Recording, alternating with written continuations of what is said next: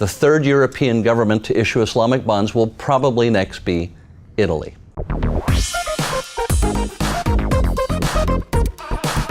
Mr. Sandwick, you're often quoted as saying that Switzerland must evolve a full-service asset management sector within its national wealth and asset management infrastructure. Where are we currently at with this? Well, thank you for that question, Celeste. You know, I've been here since 1993, deeply involved in Swiss private banking. And I've witnessed the industry change over the last 23 years and change dramatically.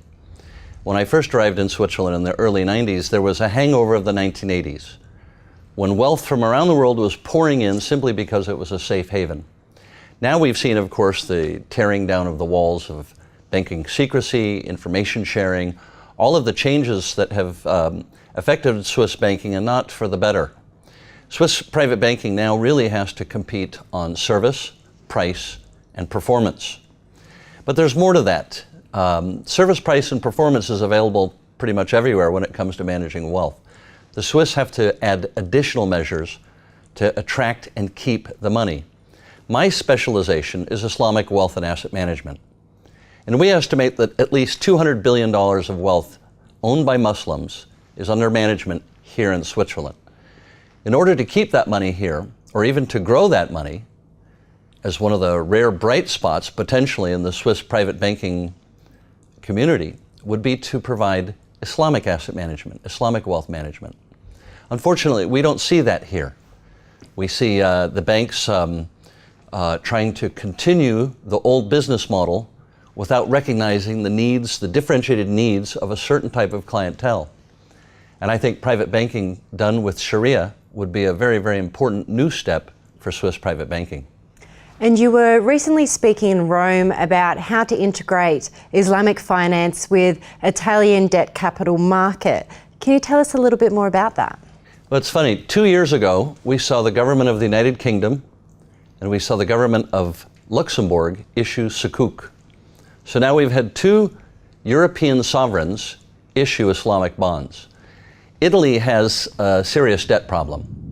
The European Union and the IMF are putting caps and limits on what the Italian sovereign and municipal issuers can issue in new bonds. The Eurobond market is essentially not open to them for new higher levels of debt. What we have proposed in Italy, speaking to the highest levels at the central bank, at the Ministry of Finance, to the parliamentary committees that deal with national debt, we said, look, why don't we introduce Islamic bonds in Italy? We can replace the European bonds with an off-balance sheet, true asset-backed financing for your airports, for your autostradi, for your municipal issuers like Sicily and Naples and Milano. And instead of increasing the amount of debt, they will in effect, and quite technically importantly, reducing the debt, pushing it off balance sheet to pure asset-backed structures. We found a very warm and receptive audience, and now we have to really put some pressure on the Italian Parliament to change national law, tax law, to accommodate Islamic finance in Italy. So we can say today, the third European government to issue Islamic bonds will probably next be Italy. And you're about to complete your doctorate. What revelations have you had in regards to Islamic asset management? It's a good question, Celeste. You know, this is my fourth year beginning now in my doctoral program at Grenoble École de Management, one of the top business schools in Europe. When you take a doctorate in Islamic asset management, it's really a doctorate in asset management and how that applies to Sharia. And what we've discovered in the data work we've assembled and analyzed is that Islamic asset management proves itself again and again to be equal or superior in nearly every performance and risk metric to comparable conventional asset management. And let me just give you an example. We construct what are commonly known as global income growth and balanced investment strategy portfolios. We do very, very conventional style asset allocation, but instead of using bonds and stocks, we use Sharia compliant fixed income and Sharia compliant stock. And as you construct those portfolios and test them over time, you get this astonishing amount of extra return and reduced risk.